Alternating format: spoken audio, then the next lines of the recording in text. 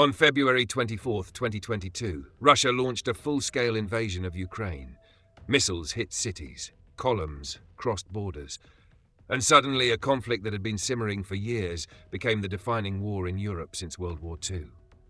But if you want to understand why it happened, you have to rewind, way further back than 2022. One of the first story wars here is over identity. Russians and Ukrainians share centuries of tangled history, especially around medieval East Slavic states often grouped under Kievan Rus. Modern Russia and modern Ukraine both point to that era to argue who is the real heir. The catch is, medieval politics don't map cleanly onto modern borders or modern nations. But these origin stories matter, because leaders use them to justify modern policy. Over the next centuries, the region that is now Ukraine was pulled between empires, especially the Russian Empire and others to the west and south. The key thing to understand is that modern Ukrainian identity didn't appear overnight, and it didn't appear from nothing either. It developed under pressure. Languages, churches, schools, and politics shaped it over time. By the 20th century, the region is caught inside the Soviet Union, where Ukraine exists as a Soviet republic, but sovereignty is limited. In 1991, the Soviet Union collapses and Ukraine becomes independent, internationally recognized within its borders. This moment is the foundation of the modern conflict.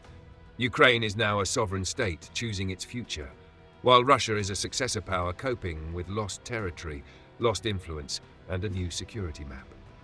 Here's a piece many people miss. When the USSR fell, Ukraine had the world's third largest nuclear arsenal on its territory. Ukraine agreed to give up those weapons and join the Non-Proliferation Treaty as a non-nuclear state.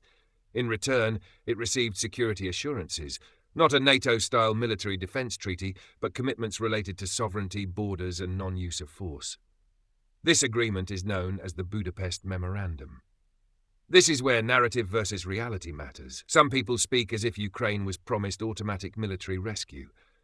The document is better described as assurances and consultation mechanisms, not an Article 5 guarantee. NATO is central because Russia frames NATO expansion as a direct threat, while NATO frames itself as a defensive alliance that countries choose to join. NATO's public position is that membership is voluntary and based on Article 10 and Allied decisions. Russia's public position is that NATO enlargement pushed military infrastructure closer to Russia and broke the spirit, if not always the letter, of post-Cold War security understandings. Here's the truth beneath the slogans. NATO did expand eastward, fact. Also true, Eastern European countries sought NATO membership because they feared Russia, especially after historical experiences. NATO's open-door policy is official. And also true, Russia repeatedly protested enlargement as a major security issue for decades. In 2008, NATO's Bucharest Summit Declaration included a sentence that became a geopolitical lightning rod. NATO stated that Ukraine and Georgia will become members of NATO. That didn't mean immediate membership, but it was a strategic signal. Ukraine supporters read that as, Ukraine has the right to choose. Russia reads it as, the alliance plans to absorb a state on Russia's border. This single sentence becomes one of the most argued about lines in the entire conflict. Ukraine's politics after independence weren't a simple pro-West versus pro-Russia cartoon. They were also about corruption, oligarch power, language politics, and competing economic futures. Many Ukrainians wanted closer ties to the EU. Many also had deep cultural and family ties to Russia. This tension erupts dramatically in 2013-2014 with the Euromaidan protests after President Yanukovych suspends moves toward an EU agreement. After Yanukovych flees, Russia moves to seize Crimea. Armed men without insignia, later widely identified as Russian forces, appear at key sites. Russia annexes Crimea after a referendum that Ukraine and many governments call illegal. Then conflict erupts in eastern Ukraine, Donetsk and Luhansk, where Russia backs separatist forces, while Russia denies direct control, and Ukraine fights to regain territory. It's not hidden that most of the world rejected the annexation. UNGA 68-262 affirmed Ukraine's territorial integrity. The deeper debate is why Russia did it. Strategic basing, domestic politics, fear of Ukraine drifting west, and historic national claims all show up in serious analysis. But motives are argued, and governments selectively emphasize the motive that best supports their side.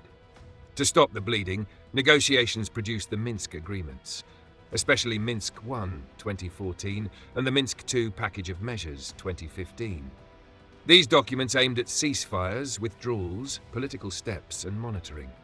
In practice, fighting never fully stopped, and each side accused the other of violating the agreements. The war becomes a grinding, semi-frozen conflict and a launchpad for the next stage. So why does NATO care so much? 3 reasons: strategic, political, and credibility. Strategic: NATO members border the conflict zone and fear spillover, refugees, cyber attacks, sabotage, instability, and precedent. Political: the alliance frames support for Ukraine as defending the post-World War II rule that borders can't be changed by force. Credibility: if a major power can invade a neighbor and win, NATO members worry deterrence collapses, especially for smaller states. Russia's reasons are also layered. From Russia's perspective, Ukraine is not just another neighbor.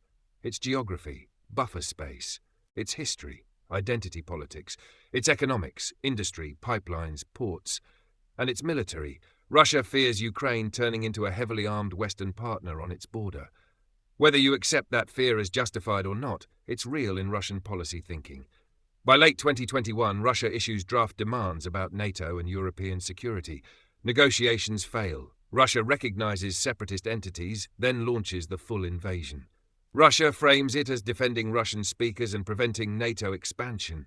Ukraine and its supporters frame it as an unprovoked imperial war aimed at destroying Ukrainian sovereignty. Most international institutions and many governments describe it as aggression and a violation of international law.